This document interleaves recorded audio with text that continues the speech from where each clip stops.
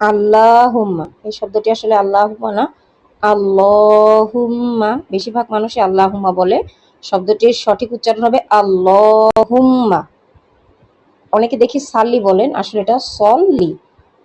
ওয়াসাল্লিম আলা নাবিয়িনা মুহাম্মাদ।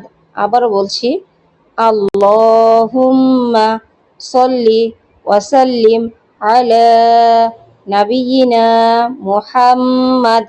বাংলা উচ্চারণে সবসময় ভুল থাকে। এই যে দেখেন, এখানে আল্লাহুম্মা লেখা, আসলে আল্লাহুম্মা।